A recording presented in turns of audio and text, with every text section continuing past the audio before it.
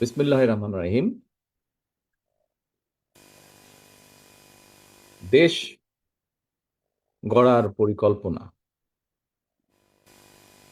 এই অনুষ্ঠানের সম্মানিত সভাপতি জনাব রুহুল কবির রিজভী, মঞ্চে উপস্থিত জয়েন্ট সেক্রেটারি সোহেল সহ আমার সামনে উপস্থিত আলোচকবৃন্দ এবং ছাত্র দলের প্রিয় ভাই ও বোনেরা, আসসালামু আলাইকুম। প্রিয় ভাই বোনেরা, আজকে আমরা এখানে যেই বিষয়গুলো নিয়ে সারাদিন আলোচনা হয়েছে, আলাপ হয়েছে, আমি যখন জয়েন করেছি, লাইনে কানেক্ট হয়েছি, তখন আমি দেখলাম বেশ কয়েকজন তোমরা বিভিন্ন বিষয়ে প্রশ্ন করেছো আমাদের কয়েকজন আলোচক বৃন্দকে, যারা তোমাদের সামনে তুলে ধরেছে বিষয়গুলো। তোমরা বিভিন্ন তোমাদের মনের মধ্যে যে প্রশ্ন আছে সেই প্রশ্নগুলো তাদের সামনে তোমরা তুলে ধরেছো। প্রশ্ন থাকাটাই স্বাভাবিক। আমাদের অনুষ্ঠানটার নাম আমরা আজকে কি দিয়েছি? আমাদের অনুষ্ঠান নামটাই আমরা দিয়েছি দেশ গড়ার পরিকল্পনা। প্রিয় ভাই বোনেরা, তোমরা যদি, নিশ্চয়ই তোমাদের মধ্যে অনেকেই জানো, যদিও তোমরা ইতিহাসের পাতা থেকে তোমরা জানো, বিভিন্নভাবে তোমরা জানো, শুনেছো, যারা সিনিয়র নেতৃবৃন্দ আছে সবার কাছ থেকে তোমরা তোমাদের জুনিয়র যারা আছে তাদেরকেও নিশ্চয়ই বলেছো।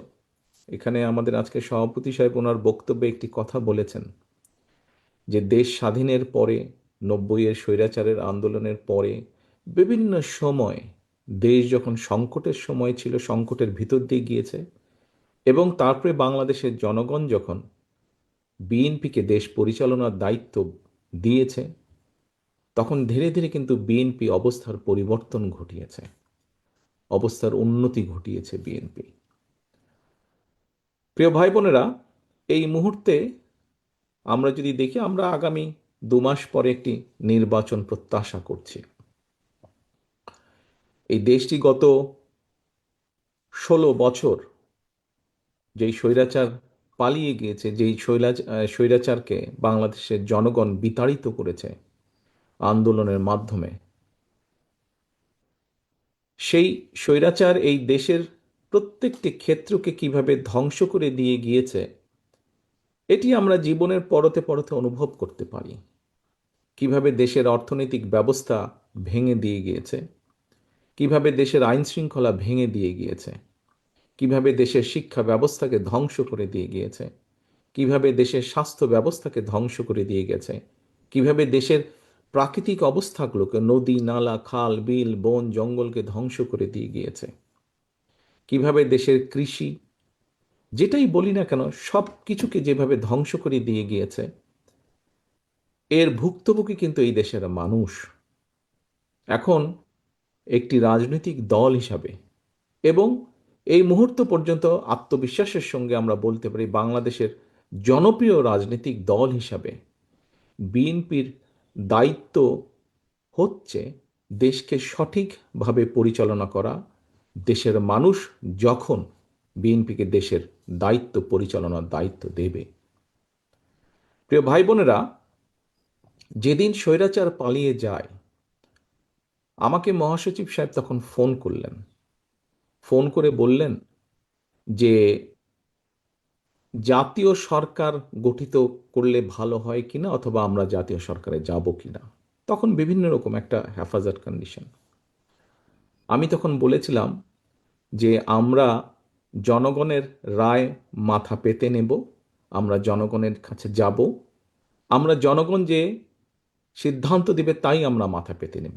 কাজেই আমি সেই মুহূর্তে মনে করেছিলাম যে জাতীয় সরকারে আমরা যাব না।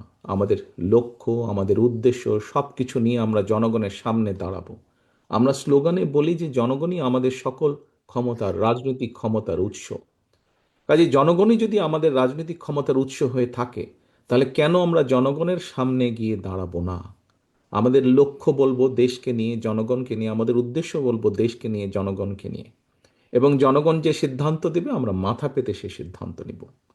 প্রিয় ভাই বোনেরা, তোমাদের নিশ্চয়ই মনে আছে, আজকে থেকে প্রায় 3 বছর আগে বাংলাদেশে তখনও স্বৈরাচার বিপুল দাপটে এই দেশকে, দেশের মানুষের বাক স্বাধীনতার গলা টিপে রেখেছে, দেশের মানুষের রাজনৈতিক অধিকারের গলা টিপে রেখেছে। কিন্তু সেই রক্তচক্ষুকে উপেক্ষা করে আমরা দেশের মানুষের সামনে সংস্কার প্রস্তাব দিয়েছিলাম, যেটি 31 দফা হিসাবে পরিচিত সকলের কাছে, তাই নয়? মনে আছে নিশ্চয়ই তোমাদের। এই 31 দফার মধ্যে তোমরা এই 31 দফা মানুষের কাছে নিয়ে গিয়েছ। আজকে আমরা 31 দফার ভেতর থেকে বিভিন্ন শ্রেণীর মানুষের কিভাবে আমরা ভাগ্যের পরিবর্তন ঘটাতে পারি, সংক্ষেপে তোমাদের সামনে আজকে 8টি সাবজেক্ট উপস্থাপন করা হয়েছে। এর মধ্যে আছে, এখানে এক বোন বলেছে, আহ, সে ক্ষুদ্র জনগোষ্ঠীর প্রতিনিধিত্ব হিসেবে বলেছে। তার প্রশ্নটি অন্যরকম ছিল। অন্য অন্য অনেকেই বলেছে, শিক্ষা নিয়ে বলেছে, অনেক কিছু নিয়ে বলেছে।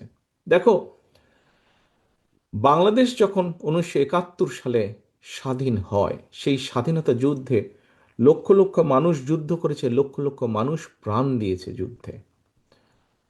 অর্থাৎ দেশটি স্বাধীন করার জন্য কিন্তু লক্ষ লক্ষ মানুষকে এক কাতারে এসে দাঁড়াতে হয়েছে।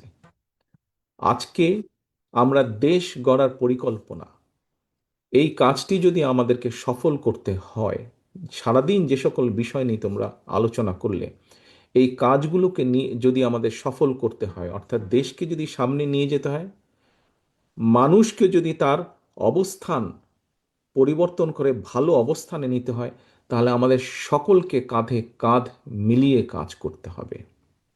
আমি গত 5ই আগস্টের পর থেকে, আমি গত প্রায় 1 বছরের বেশি সময় ধরে বলে আসছি যে আমাদের সামনের সময়গুলো কিন্তু খুব ভালো নয়। সামনে অনেক কঠিন সময়ে অপেক্ষা করছে আমাদের জন্য। বিভিন্নভাবে বিভিন্ন রকম ষড়যন্ত্র বিভিন্ন জায়গায় হচ্ছে। এই ষড়যন্ত্র রুখে দিতে পারে এই দেশের জনগণ, এবং এই ষড়যন্ত্র জনগণকে নিয়ে সাথে রুখে দিতে পারে বিএনপি, বাংলাদেশ জাতীয়তাবাদী দল। এই ষড়যন্ত্র এই ষড়যন্ত্র রুখে দেবার একমাত্র উপায় হচ্ছে গণতন্ত্র, গণতন্ত্র এবং গণতন্ত্র। আমরা যদি গণতন্ত্রকে প্রতিষ্ঠিত করতে পারি, যে কোনো মূল্যে জনগণের মতামতকে প্রতিষ্ঠিত করতে পারি, তাহলে অবশ্যই অনেক ষড়যন্ত্রকে আমরা রুখে দিতে পারবো। কিন্তু ষড়যন্ত্রকে রুখে দিতে পারলেও তারপরেও কিন্তু সামনে অনেক কঠিন সময়। একটু আগেই আমি বলেছি, এবং তোমরা নিজেরাও জানো, তোমরা আজকে ছাত্র দলের প্রতিনিধি হিসাবে এখানে প্রত্যেকে উপস্থিত আছো। ছাত্র হিসাবে তোমাদের নিজেদের ধারণা আছে, প্রত্যেকটি ক্ষেত্রে একটি অরাজকতা বিরাজ করছে। কাজে আমরা এখানে আজকে অর্থনীতি নিয়ে আলাপ করেছি। আমরা এখানে তরুণ যে সমাজ, কয়েকজন তোমরা প্রশ্ন করেছে, তরুণ যে সমাজ, তাদের সামনে সবচেয়ে বড় যেই সমস্যাটি, তাদের কর্মসংস্থানের বিষয়, এই কর্মসংস্থানের বিষয় নিয়ে আমরা আজকে এখানে আলাপ করেছি। আমরা দেশের মানুষের স্বাস্থ্য নিয়ে এখানে আলোচনা করেছি। আমরা এখানে দেশের যে অর্ধেক সমাজ নারী সমাজ, এই নারী সমাজকে কিভাবে এম্পাওয়ার করা যায় এবং তাদের কন্ট্রিবিউশনকে সমাজের মধ্যে নিয়ে আসা যায়, এবং যেটার শুভ ফল দেশের অর্থনীতি, দেশের সমাজ ব্যবস্থা, পরিবার, স্বাস্থ্য সব কিছুর উপরে সে শুভ অবস্থাটা পড়বে, কিভাবে সেটা করা যায় তা নিয়ে আমরা আলোচনা করেছি। দেশের পরিবেশ নিয়ে আমরা আলোচনা করেছি। দেশের শিক্ষা ব্যবস্থা নিয়ে আমরা আলোচনা করেছি। কিভাবে শিক্ষা ব্যবস্থাকে আমরা গড়ে তুলতে পারি, কিভাবে শিক্ষকদেরকে আমরা গড়ে তুলতে পারি সুন্দরভাবে, কারণ শিক্ষকদেরকে যদি আমরা গড়ে তুলতে পারি, তাহলে ভবিষ্যৎ শিক্ষা ব্যবস্থাকেও সুন্দরভাবে গড়ে তুলতে পারবো। কিন্তু এই কাজগুলো করা কিন্তু কঠিন কাজ, নট ইম্পসিবল, কিন্তু অনেক কঠিন কাজ। এবং দেশ এবং জাতিকে যদি নেতৃত্ব দিতে হয়, তাহলে অবশ্যই একটি পরিকল্পনা আমাদের সামনে থাকতে হবে। প্রিয় ভাই বোনেরা, তোমরা আজকে যখন এই হলে এসে বসেছো, তোমাদের আলোচনা শুরু হয়েছে।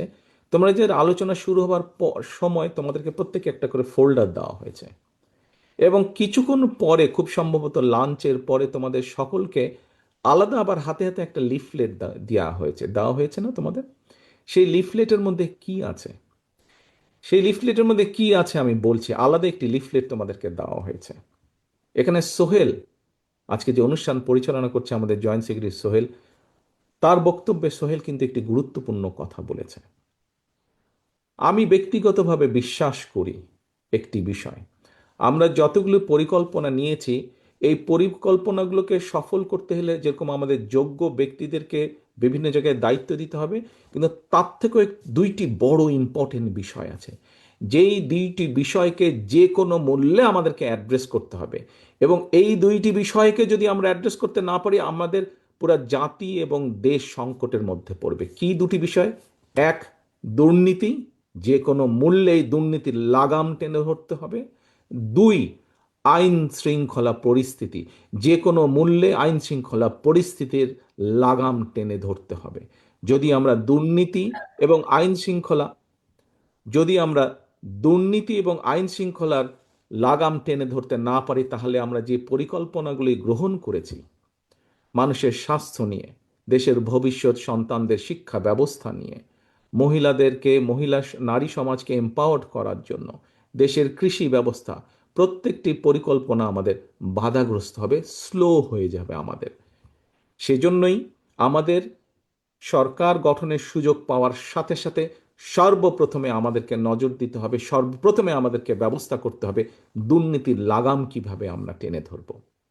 প্রিয় ভাই বোনেরা, তোমাদের হাতে যে লিফলেটটা দেওয়া হয়েছে, এই লিফলেটের মধ্যে একদম তথ্য দিয়ে উপস্থাপন করা হয়েছে যে বিএনপি 2001 সাল থেকে 2006 সাল পর্যন্ত যখন দেশ পরিচালনার দায়িত্বে ছিল, তার আগে এই যেই স্বৈরাচারকে বিদায় করা হয়েছিল, সেই স্বৈরাচার যখন দেশ ক্ষমতায় ছিল, সেই সময় কিভাবে তারা দুর্নীতিতে দুর্নীতি ছেয়ে ফেলেছিল দেশকে, এবং 2001 সালে দায়িত্ব পাবার পরে কিভাবে খালেদা জিয়ার সরকার ধীরে ধীরে ধীরে ধীরে দুর্নীতির অবস্থার উন্নতি ঘটিয়েছিল, দুর্নীতি থেকে ধীরে ধীরে কিভাবে দেশকে বের করে নিয়েছিল, একটি আন্তর্জাতিক সংস্থার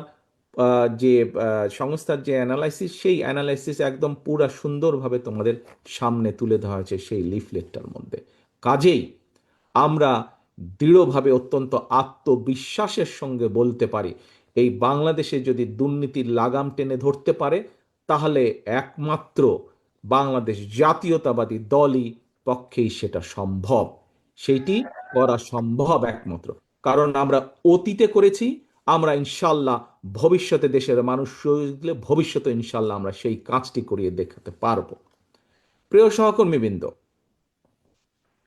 কেউ কেউ বলে থাকে স্বৈরাচার যেভাবে বিএনপি সম্পর্কে, এই যে স্বৈরাচার, পলাতক যে স্বৈরাচার, তারা বিএনপির সম্পর্কে যেসব মিথ্যা প্রপাগান্ডা ছড়াতো, আমরা ইদানিং লক্ষ্য করছি কিছু কিছু ব্যক্তি বা দল ঠিক একই সুরে গান গাইছে বা একই সুরে কতগুলো কথা বলার চেষ্টা করছে। এখন প্রশ্ন হচ্ছে, তাদেরও তো দুইজন ব্যক্তি আমাদের সাথে সেই সময় সরকারে ছিল। এই দুজন ব্যক্তি পৃথিবীতে আর নেই। দুজনই সিনিয়র মানুষ, দুজনেই সিনিয়র রাজনীতিবিদ ছিলেন। তারা তারা গত হয়েছেন। কাজেই যে মানুষ নেই তাদের সম্পর্কে অবশ্যই খারাপ কথা বলা উচিত নয়। তাদের প্রতি পরিপূর্ণ সম্মান রেখেই বলতে চাই, সেই দুইজন ব্যক্তির বিএনপি সরকারে শেষ দিন পর্যন্ত থাকা প্রমাণ করে দেয়, এক, দুটো জিনিস প্রমাণ করে যৌক্তিকভাবে। এক, তারা অবশ্যই পূর্ণ কনফিডেন্স ছিল খালেদা জিয়ার উপরে যে খালেদা জিয়া দুর্নীতির বিরুদ্ধে যুদ্ধ করছে, সেজন্যই তারা শেষ দিন পর্যন্ত ছিল। সেজন্যই তারা শেষ দিন পর্যন্ত ছিল। এখন তাদের দলের অন্য যে যত বড় বড় কথা বলি কি না কেন, খালেদা জিয়া শেষ দিন পর্যন্ত দুর্নীতির বিরুদ্ধে যুদ্ধ করেছে এবং দুর্নীতির অবস্থার পরিবর্তন ঘটেছে, এই আত্মবিশ্বাস তাদের মধ্যে ছিল। তারা দেখেছিল সেই সরকারকে, কারণ তো সরকারের ভেতরেই ছিল। সেজন্যই তারা শেষ দিন পর্যন্ত এই বিএনপি সরকারের সাথে তারা ছিল। আমরা এইভাবেই ধরে নেব, আমরা অন্য কিছু বলতে চাই না। কেউ কেউ বলে থাকে যে কেউ কেউ বলে থাকে তাদেরই কেউ কেউ বলে থাকে যে তাদের বিরুদ্ধে কোনো কিছু অভিযোগ পাওয়া যায় না। আজকে যখন নিরপেক্ষ কোর্ট বসেছে, স্বৈরাচারের সময় আমরা দেখেছি কিভাবে আদালতকে ইনফ্লুয়েন্স করা হতো, কিন্তু স্বৈরাচার পালিয়ে যাওয়ার পরে মোটামুটি আমরা বলতে পারি যে আদালত এখন নিরপেক্ষতা আমরা আশা করি। সেই নিরপেক্ষ আদালত থেকে আমরা দেখেছি কারো বিরুদ্ধেই কোনো জিনিস প্রমাণিত হয়নি, এটি ছিল প্রোপাগান্ডা। কাজেই আমাদেরকে আজকে এই এই এই কনক্লুশনই আসতে হবে যে একমাত্র বিএনপি পেরেছিল দেশকে দুর্নীতি থেকে বের করে নিয়ে আসতে। ইনশাল্লাহ আগামী দিনেও বিএনপি পারবে। এবার আসো আইন শৃঙ্খলা। এবার আসো আরেকটি বিষয় আমি উল্লেখ করতে চাই তোমাদের সামনে, সেটি হচ্ছে আইন শৃঙ্খলা পরিস্থিতি। প্রিয় ভাই বোনেরা, তোমাদের অনেকেরই বয়স তখন আজকে থেকে অনেক কম ছিল, কিন্তু তোমরা নিশ্চয়ই শুনেছ অনেক মানুষের কাছে, সহকর্মী হোক, পরিবারের সদস্য হোক, আত্মীয় স্বজন হোক, বিগত বিএনপি সরকারের সময় আমরা বিভিন্ন আইন শৃঙ্খলা বাহিনী তৈরির মাধ্যমে আমরা দেশে আইন শৃঙ্খলা পরিস্থিতির উন্নতি ঘটিয়েছিলাম। হ্যাঁ, পরবর্তীকালে আমরা দেখেছি যে এই যে বিগত যে স্বৈরাচার পালিয়ে গেছে, তারা তাদের ক্ষমতার অপব্যবহার করে সেই আইন শৃঙ্খলা বাহিনীকে রাজনৈতিক স্বার্থে ব্যবহার করেছিল, এবং রাজনৈতিক স্বার্থে ব্যবহার করে পুরা জাতি দেশকে বিশ্বের সামনে কলঙ্কিত করেছে। সেই আইন শৃঙ্খলা বাহিনীকেও তারা কলঙ্কিত করেছে, সেটি হচ্ছে তারা অপব্যবহার করেছিল। কিন্তু বিএনপি দেশের স্বার্থে কোনো কিছু বিবেচনা, রাজনৈতিক প্রিফারেন্স না দিয়ে বরঞ্চ কিভাবে মানুষের শান্তি শৃঙ্খলা প্রতিষ্ঠিত করা যায়, কিভাবে দেশের আইন শৃঙ্খলা প্রতিষ্ঠিত করা যায়, তার প্রতি মনোযোগী ছিল। সেটাই ছিল বিএনপির কাছে প্রায়োরিটি। কাজেই তোমাদের নিশ্চয়ই তোমাদের ধারণা আছে, মনে আছে যে মোটামুটিভাবে সেই সময় 2003, 4, 5, 6 দিকে মোটামুটিভাবে ধীরে ধীরে আইন শৃঙ্খলা পরিস্থিতি ধীরে ধীরে উন্নতি হতে থাকে দেশের। আমি আমার নিজের একটি ঘটনার কথা তোমাদের সামনে তুলে ধরি। একদিন সেটি খুব সম্ভব 2004-5-এর দিকে হবে, 5-এর দিকের ঘটনা। আমি রাত্রেবেলায় অফিস থেকে বাড়িতে ফিরছি। আমি নিজেই গাড়ি চালাচ্ছিলাম। ক্যান্টনমেন্টের কাছাকাছি যখন বাসায় পৌঁছেছি, ক্যান্টনমেন্টে তোমাদের হয়তো অনেকের ধারণা আছে, শহীদ আনোয়ার উচ্চ বালিকা বিদ্যালয় একটি আছে, স্কুল আছে। সেই স্কুলের পরেই আমাদের যে বাসাটি ছিল, সেই স্কুলের পরে। তো ওইখানে একটি চৌরাস্তার মতন ছিল তখন, এখন আছে কিনা আমি জানি না, একটি চৌরাস্তার মতন ছিল, সেখানে একটি ট্রাফিক সিগন্যাল ছিল। তো লাল বাতির কারণে আমি ওখানে দাঁড়িয়েছি। তো আমি গাড়ির জানলাটা আমার নামানো ছিল। তো আমি যেহেতু সোজা যাবো, ওই জন্য আমি লেফট লেনে দাঁড়িয়ে আছি, আর ওইদিকে বনানী রেল চেক পোস্ট দিয়ে বেরিয়ে যায় রাস্তাটি আছে। তো আমার পাশে একটি মিশুক দাঁড়ালো এসে। তো হঠাৎ মিশুকালা আমাকে এ ভাই বলে ডাক দিচ্ছে। তা আমি তাকালাম, তা আমাকে বলে, আপনি তারেক জিয়া না? আমি বললাম যে হ্যাঁ, আমি তারেক জিয়া। তো বলে, ভাই আপনারা এই যে বিভিন্ন বাহিনী সৃষ্টি করছেন, এর মাধ্যমে আমরা অনেক শান্তিতে আছি। আমরা কেন, কিভাবে? বলে, ভাই আগে এই যখন গলিটলিতে আমরা যাত্রী নিয়ে যেতাম, প্রায় ছিনতাইয়ের মুখোমুখি হতাম, কিন্তু গত কিছুদিন ধরে আমরা অনেক শান্তিতে আছি, আমরা নিরাপদে আছি, আমাদের আর এইসবের মুখোমুখি হতে হয় না, বলা যায় মোটামুটি একদম আমরা নিরাপদ আছি। প্রিয় সহকর্মীবৃন্দ, এই ঘটনাটি আমি এই জন্য বললাম তোমাদের সকলের সামনে, যে এই ঘটনাটি অনেকগুলো ঘটনার মধ্যে একটি, এবং এই ঘটনাটি প্রমাণ করে একজন সাধারণ মানুষ, সে আমাকে চিনতো, আমি তাকে চিনতাম না, এবং তারপরে 1 মিনিটের কথা, তারপরে সে তার পথে চলে গেল, আমি আমার পথে চলে গেলাম। এই ঘটনাটি প্রমাণ করে যে বাংলাদেশের মানুষের শান্তি শৃঙ্খলা, আইন শৃঙ্খলা যদি ফিরিয়ে আনতে হয়, সেটিও বিএনপির পক্ষেই করা সম্ভব। প্রিয় ভাই বোনেরা, কিছু কিছু মানুষ বা কোনো কোনো গোষ্ঠী ইদানিং বলতে শুনেছি, বা বিভিন্ন জায়গায় কেউ কেউ সোশ্যাল মিডিয়ায় বলে যে অমুককে দেখলাম, তমুককে দেখলাম, তমুককে দেখলাম। এবার অমুককে দেখুন। যাদের কথা বলে অমুককে দেখুন, প্রিয় সহকর্মীবৃন্দ, তাদেরকে তো দেশের মানুষ 1971 সালেই দেখেছে। যে 1971 সালে তারা তাদের নিজেদের স্বার্থ রক্ষার্থে কিভাবে লক্ষ লক্ষ মানুষকে হত্যা করেছে, ঠিক যেভাবে পতিত স্বৈরাচার পালিয়ে যাওয়ার আগে হাজারো হাজারো মানুষকে হত্যা করেছিল ক্ষমতা ধরে রাখার জন্য। এই যাদেরকে কেউ কেউ বলে যে একবার দেখুন না এদেরকে, তাদেরকে দেশের মানুষ 71 সালেই দেখেছে নিজেদের রাজনৈতিক স্বার্থ রক্ষার্থে লক্ষ লক্ষ মানুষকে শুধু হত্যাই করেনি, তাদের সহকর্মীরা কিভাবে মা বোনদের ইজ্জত পর্যন্ত লুট করেছিল। এই কথাটি আমাদেরকে মনে রাখতে হবে।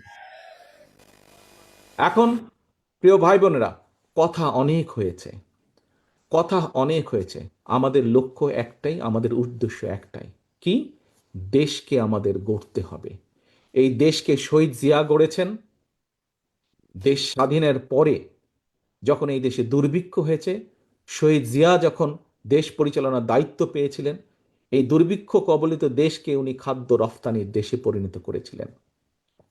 ঠিক একইভাবে পরবর্তীতে 90 স্বৈরাচারের পরে এই দেশকে আবারও দেশনেত্রী খালেদা জিয়া গড়েছিলেন। 2001-এর পরে আবারও ধ্বংসপ্রাপ্ত দেশকে, একটু আগেই বললাম তোমাদের সামনে একদম তথ্য প্রমাণ আছে, দুর্নীতি নিমজ্জিত একটি দেশকে কিভাবে খালেদা জিয়া আবার উপরে উঠে নিয়ে এসেছিলেন। প্রিয় সহকর্মীবৃন্দ, অনেক আলাপ হয়েছে, অনেক তর্ক বিতর্ক হয়েছে। গত 1 বছর ধরে আমরা দেখেছি, পত্রিকার পাতা খুললেই, টিভি চালালেই, ইউটিউবে গেলেই আমরা দেখেছি বিভিন্ন সংস্কার নিয়ে আলোচনা হয়েছে। কিন্তু একটি সংস্কার মধ্যে তোমরা আজকে যেই কয়টি বিষয় নিয়ে আলোচনা করেছো, তোমাদের কর্মসংস্থান, তরুণ সমাজের কর্মসংস্থান নিয়ে আলাপ করেছো, মহিলাদের এম্পাওয়ারমেন্ট নিয়ে আমরা আলোচনা করেছি, কৃষকের কৃষি কার্ড নিয়ে আমরা আলোচনা করেছি, আমরা মানুষের স্বাস্থ্য সেবার জন্য প্রান্তিক মানুষের দোরগোড়ায় স্বাস্থ্যসেবা পৌঁছে দেওয়ার জন্য আমরা স্বাস্থ্যকর্মীর বিষয় নিয়ে আলোচনা করেছি। আমরা আরও আলোচনা করেছি কিভাবে আমরা খাল খনন করব, কিভাবে আমরা বৃক্ষরোপণ করব।